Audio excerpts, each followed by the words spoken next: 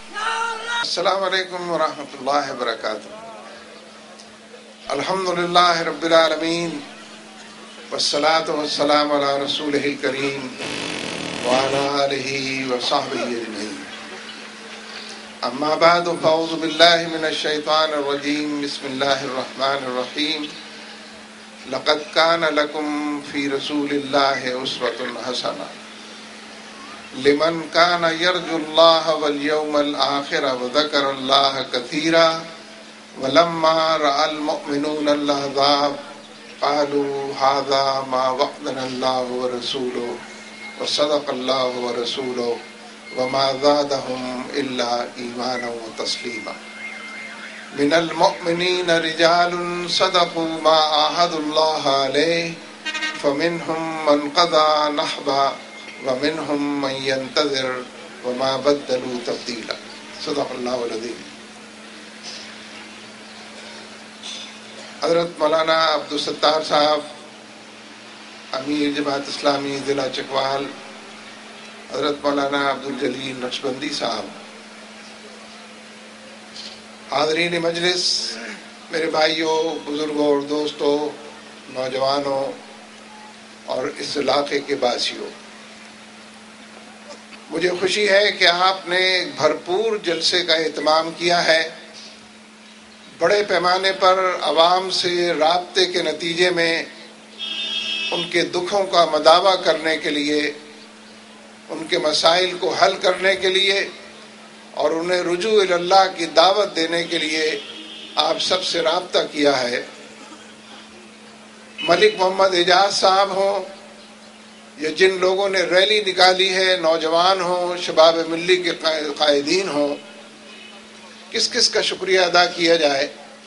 حقیقت یہ ہے کہ آپ سب نے مل جل کر اس عزم کا اعلان کیا ہے، اس جذبے کا اظہار کیا ہے اور بڑے پیمانے پر اپنے رب سے یہ عہد و پیمان کیا ہے کہ آپ انشاءاللہ ظلم کی اس طویل رات کو سحر کر کر دم لیں گے، ظلم سے نجات پائیں گے، ظالموں کے ہاتھ توڑیں گے۔ وعظ و نصیحت جتنی ہو سکتی ہے ہم مسلسل ظالموں کے حوالے سے کرتے رہتے ہیں، لیکن جب لوگ گردنوں کے اوپر سوار ہو جاتے ہیں، با اختیار اور مقتدر قرار پاتے ہیں، تو جس طرح لوٹ کھسوٹ کرتے ہیں، انسانی حقوق کو پامال کرتے ہیں، دولت کی گردش کو محض اپنے لیے مقدم رکھتے ہیں اور چاروں طرف کے حالات میں کرپشن کا شکار ہو کر غریب کی غربت میں اضافہ، غریبوں کی تعداد میں اضافہ اور امیر کی عمارت، تجوریاں اور دولت میں اضافے کا عنوان بنتے ہیں۔ اس لیے میرے دوستو، ایک بڑی جد و جہد آپ کی منتظر ہے۔ کلمہ لا الہ الا اللہ محمد الرسول اللہ، یہ جد و جہد کا نعرہ ہے، یہ کشمکش مول لینے کا نعرہ ہے۔ یہی نعرہ نبی اکرم صلی اللہ علیہ وسلم نے بتوں کی اس دھرتی پر، ظالموں کے اس مرکز پر، ابو جہلوں اور ابو لہب کے خلاف یہ نعرہ لگایا تھا جو توحید کے خلاف اٹھ کر کھڑے ہو گئے تھے۔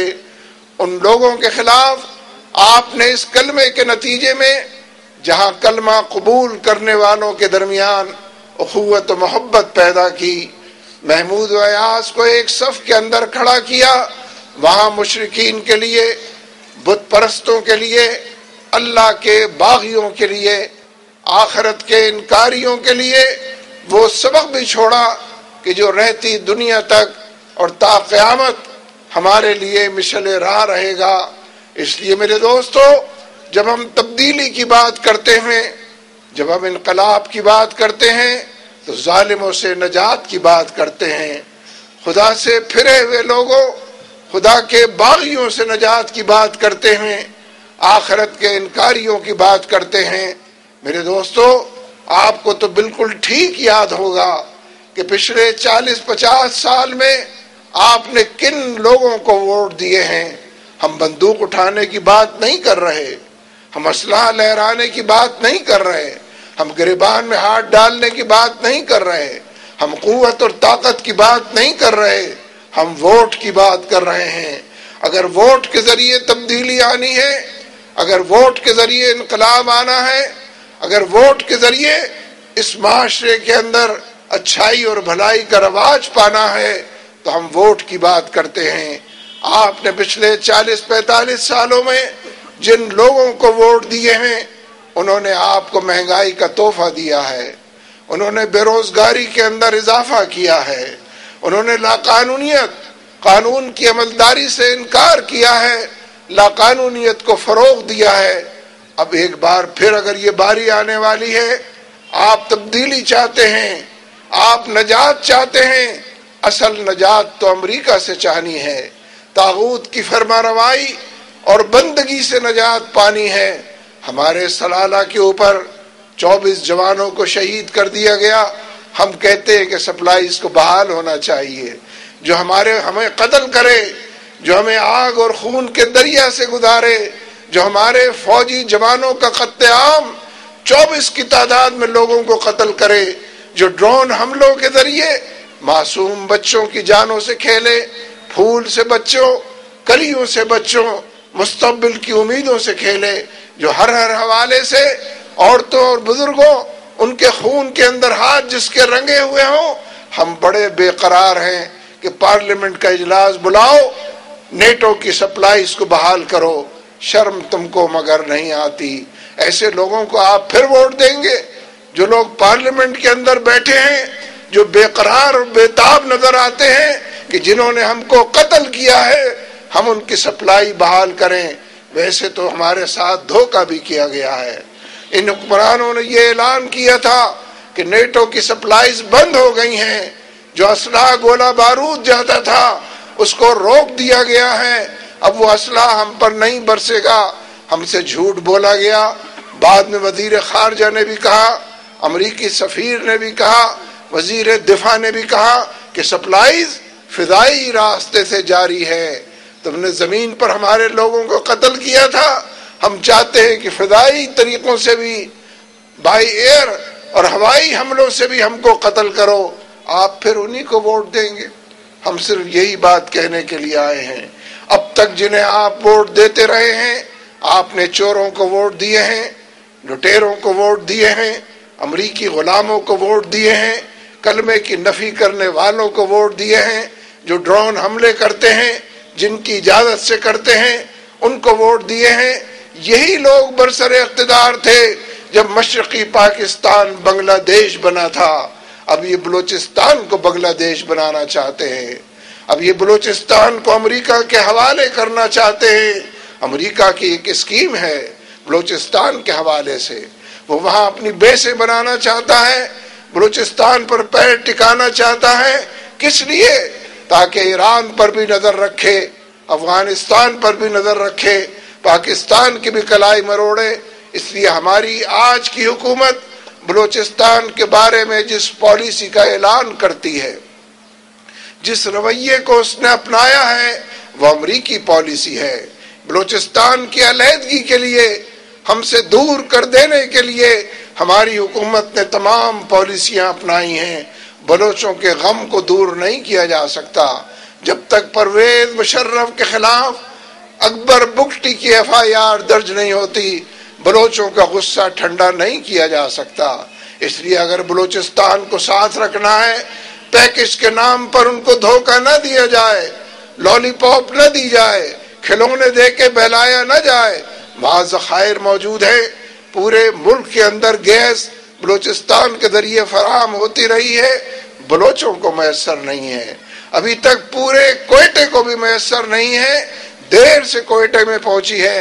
وہ بجا طور پر یہ بات کہتے ہیں کہ بلوچستان پاکستان کا سب سے بڑا صوبہ ہے، وسائل سے مالا مال صوبہ ہے، اور بلوچ لاکھوں کی تعداد میں ہونے کے باوجود ان وسائل سے محروم ہیں، ترقی کی چمک دمک سے محروم ہیں، حالات کی خرابی میں گرفتار ہیں۔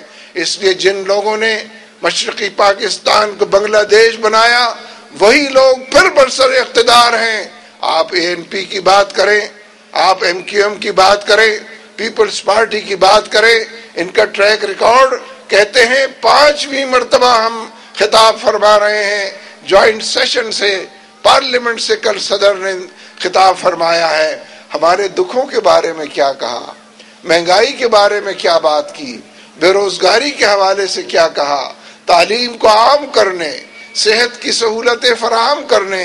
جماعت اسلامی کا منشور، ہم سچے لوگ سچے وعدے کرتے ہیں، ہم اشارہ کرتے ہیں کہ جھوٹے لوگ جھوٹے وعدے کرتے ہیں۔ آصف زرداری کی کل کی تقریر جھوٹ کا پلندہ تھی، الفاظ کا گورکھ دھندا تھی، لوگوں کو سبز باغ دکھانے کی بات تھی۔ یہ بتا نہ سکے کہ پچھلے 4 تقریروں میں تم نے جو وعدے کیے تھے ان وعدوں کو کتنا پورا کیا۔ جس وزیر اعظم کی وہ تعریف کرتے رہے، اس وزیر اعظم نے اقتدار اور چارج لینے کے بعد اعلان کیا تھا کہ اگلے 100 دن کے اندر میں یہ اور یہ اصلاحات کروں گا۔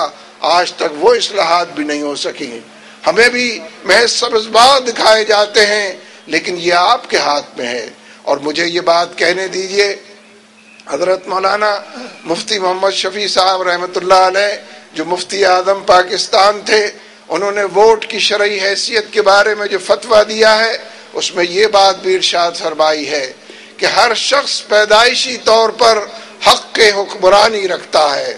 آپ کو بھی حکمران بننے کا حق ہے، مجھے بھی حکمران بننے کا حق ہے، لیکن انہوں نے یہ فرمایا کہ کیونکہ 18 کروڑ لوگ حکمران نہیں بن سکتے، ہم ووٹ کے ذریعے اپنا حق حکمرانی تفویض کرتے ہیں، ٹرانسفر کرتے ہیں کہ میری طرف سے تم حکمران بن جاؤ۔ اس لیے لوگوں کو ہزار ووٹ ملتے ہیں۔ اس کا مطلب یہ ہوا کہ زرداری کی چوری میں ہم کو بھی پکڑا جائے گا، زرداری کی لٹیرا پن میں جنہوں نے ووٹ دیے ہیں ان سے بھی پوچھا جائے گا۔ اور صرف زرداری کی بات نہیں ہے، سب کی بات کرتا ہوں، بلکہ پیپلز پارٹی سے تو یہ بھی پوچھنا ہے کہ واحد صوبہ سندھ تھا کہ جس کے عوام نے پیپلز پارٹی کو اکثریت سے کامیاب کرایا، ان کو مینڈیٹ فراہم کیا، ہر حوالے سے ان کے کمٹمنٹ ان کے ساتھ کیے، لیکن پیپلز پارٹی نے ایک دہشت گرد تنظیم کو، MQM کو اپنے ساتھ ملایا، چوروں اور لٹیروں کو، وہ بھی بھتہ خوری کے خلاف احتجاج کر رہے ہیں۔ سب سے بڑے بھتہ خور MQM کے لوگ ہیں۔ انہوں نے اس کلچر کو ایجاد کیا ہے، انہوں نے بوری بند لاش کا کلچر ایجاد کیا ہے، یہی لوگوں کی جانوں کے در پہ ہیں۔ پیپلز پارٹی اس کا جواب دے۔ MQM کی دہشت گردی کا جواب بھی پیپلز پارٹی سے لیا جانا ہے جس نے ان کو حکومت میں شریک کیا ہے۔ اس لیے میرے دوستو، ہم جب جماعت اسلامی کی بات کرتے ہیں تو واقعی انسانی سطح پر کمزوریاں اپنی جگہ، امانت و دیانت کی بات کرتے ہیں، انسانوں کی بھلائی اور بہتری کی بات کرتے ہیں، روشن مستقبل، حالات کو دور تک پھیلے ہوئے حالات کو امن اور آشتی میسر ہو، ہاں اس کی بات کرتے ہیں۔ ہم نے اپنے منشور میں سر فہرست یہ بات کی ہے کہ مدینے کی اسلامی ریاست ہمارے لیے ماڈل اور نمونہ اور مثال ہے۔ مدینے کی اسلامی ریاست کہ جس میں زکوٰۃ دینے والے زکوٰۃ لیے پھرتے تھے، لینے والا کوئی نہ تھا، کوئی زکوٰۃ کا مستحق نہ تھا۔ مدینے کی اسلامی ریاست اپنے رب سے لو لگانے والے، تعلق باللہ کی استواری کرنے والے، رب سے انعام کے مستحق اور رب سے انعام چاہنے اور پانے والے ایسے معاشرے کی تشکیل اچھے فیصلوں کے ذریعے ہوگی، وعظ و تلقین و نصیحت کے ذریعے ہوگی، اللہ اور اس کے رسول کی طرف بلانے سے ایسا معاشرہ تشکیل پائے گا جس کے اندر خدا کا خوف موجود ہو۔ آپ الخدمت فاؤنڈیشن کی بات کرتے ہیں، دیکھیے میں آپ سے عرض کرتا ہوں، اس ملک کے اندر زلزلہ آیا، پورے ملک کو ٹھیک سے معلوم بھی نہ تھا کہ کہاں کہاں زلزلہ آیا ہے، لیکن الخدمت فاؤنڈیشن کے لوگ آزاد کشمیر میں بھی دور تک پہنچ گئے جہاں جہاں زلزلہ آیا تھا۔ اس ملک میں 2 مرتبہ پچھلے دنوں میں سیلاب آیا، بڑے پیمانے پر سیلاب نے تباہی مچائی۔ جماعت اسلامی کے کارکن، الخدمت کے رضاکار دور دور تک مہینوں اپنی عید بھی انہوں نے وہی منائی، پورے رمضان کے روزے بھی وہی رکھے۔ کس لیے یہ کام کیا؟ خدا خوفی کی وجہ سے، آخرت کے اجر کی وجہ سے، جواب دہی کے احساس کی وجہ سے۔ ہم نے اگر لوگوں کی یہ خدمت کی تو یہ اترانے کی بات نہیں ہے، یہ کسی پر احسان نہیں ہے، یہ فرض کی پکار پر لبیک کہنے کی بات ہے۔ اس ذمہ داری کی ادائیگی کے لیے اپنا سب کچھ تج دے کر آگے بڑھنے کی بات ہے۔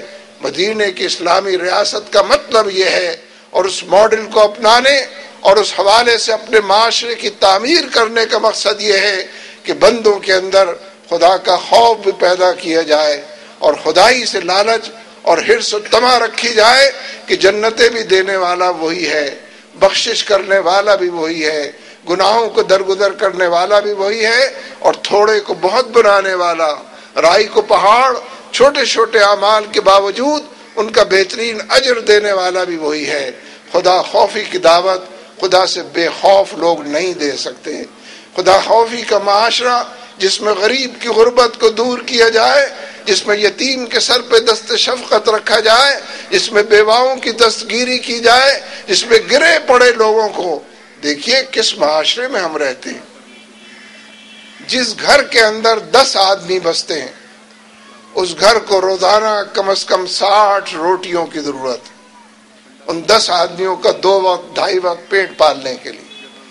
لیکن آپ اور میں ان سے یہ کہہ دیتے ہیں، ہماری حکومتیں یہ کہتی ہیں تم غریب آدمی ہو، تمہیں بھوک نہیں لگنی چاہیے، تمہیں سردی گرمی نہیں لگنی چاہیے اس لیے کہ تم غریب ہو، تمہاری جیب میں پیسے نہیں ہیں، تمہارے پاس کپڑے نہیں ہیں، تمہیں بیمار نہیں پڑنا چاہیے کیونکہ تم غریب آدمی ہو۔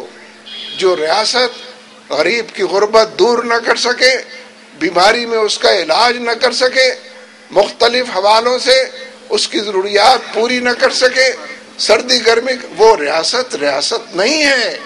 ہم مدینے کی اسلامی ریاست کی جب بات کرتے ہیں تو محروموں کو دلدل سے نکالنے کی بات کرتے ہیں، اور خدا کے خوف اتقوا اللہ کے حوالے سے یہ بات کرتے ہیں۔ اللہ تعالیٰ ان وعدوں کو پورا کرنے والا ہے۔ اخلاص کے ساتھ کیا ہوا وعدہ اور اخلاص کے ساتھ کیا ہوا رتی برابر عمل بھی بارگاہ رب العزت پہ قبولیت حاصل کرتا ہے، بارگاہ رب العزت پہ بڑھا چڑھا کر قبول کیا جاتا ہے۔ اس لیے مدینے کی اسلامی ریاست استحصالی معاشرے اور نظام سے نجات کا نام ہے۔ یہ استحصالی نظام ہے کہ ایک گھر سے 3 آدمی صبح نکلتے ہیں، 10 گھنٹے محنت مزدوری کرتے ہیں، لیکن جب واپس آتے ہیں تو اس قابل نہیں ہوتے کہ 2 وقت کا پیٹ بھر سکے، بچوں کا مستقبل روشن کر سکے۔ اور اسی گھر سے، اسی معاشرے میں وہ لوگ ہیں جو گھر سے نکلتے ہی نہیں ہیں، تجوریاں بڑھتی جا رہی ہیں، بینک بیلنس میں اضافہ ہو رہا ہے، دولت کے انبار لگے ہوئے ہیں۔ یہ ظلم کا نظام ہے، یہ استحصال کا نظام ہے، یہ امریکہ اور اس کے سامراج کا نظام ہے، یہ غریبوں کی غربت میں اضافے کا، یہ امیر کی عمارت میں اضافے کا نظام ہے۔ اس نظام سے ٹکر لینی ہے، اس نظام کے خلاف لوگوں کو ہموار کرنا ہے، اس نظام کے خلاف صف بندی کرنی ہے۔ اس کا نام جہاد ہے، یہ جہاد کبیر ہے جس کی طرف چلنا ہے۔ پیروں کو غبار آلود کرنا ہے، سر سے کفن باندھ کر نکلنا ہے، جان ہتھیلی پر لے کر چلنا ہے، بآواز بلند پکارتے ہوئے نکلنا ہے کہ یہ بندہ دو عالم سے خفا تیرے لیے ہے۔ بندے اپنے رب کے لیے مختص ہو جائیں تو رب ان کی خدمت کرنے لگتا ہے، رب ان کے کام آنے لگتا ہے۔ ہم رب کے حوالے سے بندوں کی خدمت کریں، رب ہمارے مسائل حل کرے گا، ہمارے حالات کو ٹھیک کرے گا۔ لیکن پھر میں وہی بات کروں، پچھلے 30-40 سال سے 5-6 مرتبہ 7-8 مرتبہ آپ نے ووٹ دیے ہیں، کبھی ووٹ کے نتیجے میں حالات بدلے نہیں بدلے، تو ووٹ کا تو قصور نہیں ہے۔ چوروں کو ووٹ دیں گے چوری بڑھے گی، لٹیروں کو ووٹ دیں گے لوٹ مار میں اضافہ ہوگا، کرپٹ لوگوں کو لے کر آئیں گے، کرپٹ سوسائٹی قائم ہوگی۔ کرپشن فری گورنمنٹ ہی کرپشن فری سوسائٹی قائم کر سکتی ہے۔ اس لیے جماعت اسلامی ایک جدوجہد کی طرف دعوت دے رہی ہے، اور یہ جدوجہد انشاءاللہ یہی جنت کا راستہ بھی ثابت ہوگی۔ یہ جو نبی اکرم صلی اللہ علیہ وسلم کے حوالے سے بات آتی ہے، آپ نے ارشاد فرمایا کہ روز محشر اللہ تبارک و تعالیٰ پوچھے گا، اے فلاں ابن فلاں، میں بیمار تھا، تو نے میری عیادت بھی نہ کی، میں بھوکا تھا، تو نے مجھ کو کھلایا بھی نہیں، میرے سر پہ چھپر بھی نہ تھا، تو نے مجھے سائبان بھی فراہم نہ کیا، بندہ حیران ہو کر عرض کرے گا کہ اے مولا تو بھلا بھوکا کیسے ہو سکتا تھا کہ میں تجھے کھلاتا پلاتا؟ تو بھلا بیمار کیسے ہو سکتا تھا کہ میں تیری عیادت کرتا؟ تیرے سر پر صاحبان، یہ بھلا کیسے تصور کروں کہ تجھ کو فراہم کرتا؟ نبی اکرم صلی اللہ علیہ وسلم نے فرمایا کہ اللہ تبارک و تعالیٰ فرمائے گا کہ اے فلاں ابن فلاں، میرا فلاں بندہ بیمار تھا، اگر تو اس کی عیادت کرتا تو مجھے اس کے قریب پاتا۔ میرا فلاں بندہ بھوکا تھا، اگر تو اس کی بھوک کو مٹاتا تو مجھے اس کے قریب پاتا۔ اس کو صاحبان فلاں کو میسر نہ تھا تو اس کے سر پہ چھپر رکھ دیتا تو مجھے اس کے قریب پاتا۔ گویا قرب الہی کے تمام راستے بندوں سے ہو کر گزرتے ہیں، بندوں کی خدمت سے ہو کر گزرتے ہیں۔ یہ آپ نے چیک دیا ہے؟ الخدمت فاؤنڈیشن کے حوالے سے بات کر رہا ہوں۔ ایک ایک پائی کا حساب رکھا جاتا ہے، ایک ایک پائی کی جواب دہی کا عنوان سجایا جاتا ہے، اور خدمت کر کے ہزارہ لوگ اب وہ رضاکار مل گئے ہیں کہ جو خدمت کے اندر خوش رہتے ہیں، جنہیں ہم نے خود دیکھا ہے کہ خود سردی میں اکڑ رہے ہیں، حالات کی خرابی کا شکار ہیں، لیکن عام انسانوں کو، محلے بستی والوں کو، مستحقین کو رضائیاں اور لحاف تقسیم کر رہے ہیں۔ یہ توفیق ایسے زور بازو سے نہیں ملا کرتی، یہ تعلق باللہ کے نتیجے میں، یہ اخلاص اور للہیت کے نتیجے میں، یہ معاشرے کو تبدیل کرنے کہ نبی اکرم صلی اللہ علیہ وسلم نے، جیسا کہ میں عرض کر رہا تھا، اس کلمے کی بنیاد پر مکے میں جدوجہد کی بنیاد رکھی، اس کلمے کی بنیاد پر کہ ایک کلمہ ہے جسے تم قبول کر لو، عرب و عجم تمہارے زیر نگی ہوں گے۔ اس کلمے کو قبول کر لو، تم لا قانونیت کی بات کرتے ہو، بدامنی کی بات کرتے ہو، لوٹ مار کی بات کرتے ہو، جان مال عزت آبرو کے عدم تحفظ کی بات کرتے ہو، یہ کلمہ اس کو تم قبول کر لو۔ وہ حال آنے والا ہے کہ ایک عورت یہاں سے وہاں تک سونا اچھالتی چلی جائے گی، درندوں کے علاوہ کسی کا خوف نہ ہوگا۔ لیکن کیا ہوا؟ ہم تو درندے خود بن گئے ہیں، درندوں سے آگے نکل گئے ہیں۔ جو رویے ہمارے سامنے آتے ہیں، جن جن حوالوں سے رپورٹیں چھپتی ہیں، وہ سب اس بات کو بتاتی ہیں کہ ہم نے ہماری دولت سوئس بینکوں کے اندر جمع ہے، اور اگر عدالت بھی کہتی ہے، وزیر اعظم سے کہتی ہے کہ قوم کی اس دولت کو واپس لے کر آؤ، یہ زرداری کی دولت نہیں ہے، یہ آپ سے چھینی ہوئی دولت ہے، یہ آپ کے ٹیکس میں پلنے والے سارے پیسے روپے ہیں، ان کو خط لکھو، تو وزیر اعظم کہتا ہے کہ میں نہیں مانتا، کسی سپریم کورٹ کو، اس کے فیصلے کو نہیں مانتا، میں چیف جسٹس سے یہ بات کہتا ہوں۔ چودھری صاحب، اس طرح کام نہیں چلے گا۔ اس سے پہلے بھی اگر آپ نے 2-3 وزیروں کو کنٹمپٹ آف کورٹ کا نوٹس دے کر ان کو جیل بھیج دیا ہوتا، اور یہ جتنے بابر اعوان اور رحمان ملک ہیں، اگر یہ اس وقت جیل میں ہوتے تو وزیر اعظم کی مجال نہ تھی کہ اس طرح آپ کو چیلنج کرتا اور چیلنج کے انداز میں بات کرتا۔ لیکن جو پلوں کے نیچے سے پانی گزر گیا وہ تو گزر گیا۔ میں یہ عرض کرتا ہوں کہ وزیر اعظم کو بھی ہتھکڑیاں لگائی جائیں، کنٹمپٹ آف کورٹ کا نوٹس ہو چکا ہے، اس بارے میں کارروائی ہوتی رہی ہے، زیادہ تاخیر نہ کی جائے، تاخیر کے نتیجے میں کیس خراب سے خراب تر ہوتا ہے۔ بالکل عدالت عالیہ کو بعجلت یہ فیصلہ کرنا چاہیے کہ وزیر اعظم کے پیروں میں بھی بیڑیاں اور ہاتھوں میں ہتھکڑیاں، ابھی ان کی چوری اور لوٹ مار کی سزا نہیں ہے، لیکن پھر بھی یہ ہونا چاہیے۔ اللہ اکبر، یا خدا یا خدا، اسلامی اسلامی دیکھیے میرے دوستو، یہ جو چکوال کے لوگ ہیں، پورے ضلع کی بات کر رہا ہوں، ہم تو دور رہتے ہیں، چکوال سے کہیں باہر بستے ہیں، ہم تو آپ کی جرأت کے اور بہادری کے قصے سنتے ہیں، اور ایسے معتبر لوگوں سے سنتے ہیں کہ جس پہ کوئی شبہ نہیں کیا جا سکتا۔ آپ کی جرأت کے حوالے، دیکھیے جرأت کیسے پیدا ہوتی ہے؟ جرأت ایمان سے پیدا ہوتی ہے۔ جس کا ایمان اللہ پر پختہ ہوتا ہے وہ جری اور بہادر اور بے باک ہوتا ہے، اور جرأت حق کے لیے اٹھ کر کھڑے ہونے کا نام ہے، اور بہادری حق اور باطل کے مارکے میں حق کا ساتھ دینے کا نام ہے. آپ کے تو 24 آدمی شہید ہوئے ہیں نا سلالہ میں، تو نیٹو کی سپلائیز بحال کر دینی چاہیے. ایسی پارلیمنٹ پہ لعنت ہے کہ جو نیٹو کی سپلائیز کی بات کرے یا اسے بحال کرنے کی بات کرے. غدار ہے، غدار ہے، غدار ہے، غدار ہے، غدار ہے، غدار ہے. میرے دوستو، ملک کا سب سے بڑا مسئلہ اس وقت امریکی مداخلت ہے. حالانکہ امریکہ کو بھی دودھ کا دودھ پانی کا پانی دیکھ تو لیا ہے اس. آپ کو یاد ہے نا جب جارج بش نے افغانستان میں فوجیں بھیجی تھیں تو مسلسل یہ اعلان کیا تھا، صبح شام ٹیلی ویژن پر وہ آتا تھا کہ اسامہ بن لادن زندہ یا مردہ ہر حال میں ہم اس کو پکڑیں گے.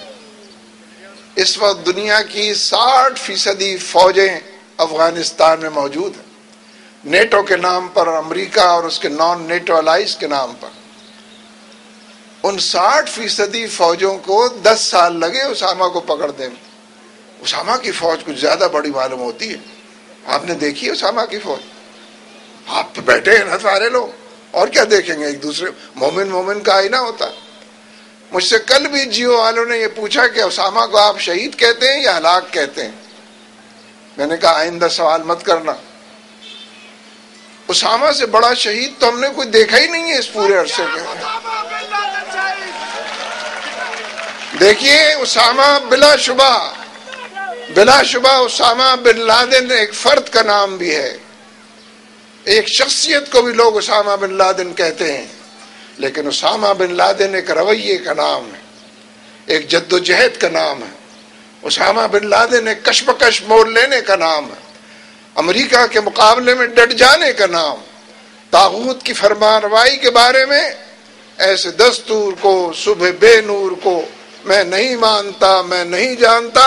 طاغوت کی فرمانروائی کے انکار کا نام اسامہ بن لادن. اس لیے ہم یہ سمجھتے ہیں کہ 10 سال امریکہ نے جھک مارا اور پھر بھی پتہ نہیں اس کو شہید کیا یا نہیں کیا. وہ تو زندہ شہید بھی ہے اور مردہ شہید بھی ہے. پتہ نہیں کیا کیا، اس کی تصویر بھی نہیں ہے، اس کی ویڈیو بھی نہیں ہے. ایسی شرمندگی اور خفت امریکہ پر طاری ہوئی، ایسی کپکپی اور لرزہ اس کے اوپر طاری ہوا کہ اس کی تصویر بھی جاری نہیں کی. ایک ایسے پس منظر میں ہم یہ محسوس کرتے ہیں کہ ہمارے ملک کے اندر امریکہ کی مداخلت اس وقت زوروں پر ہے.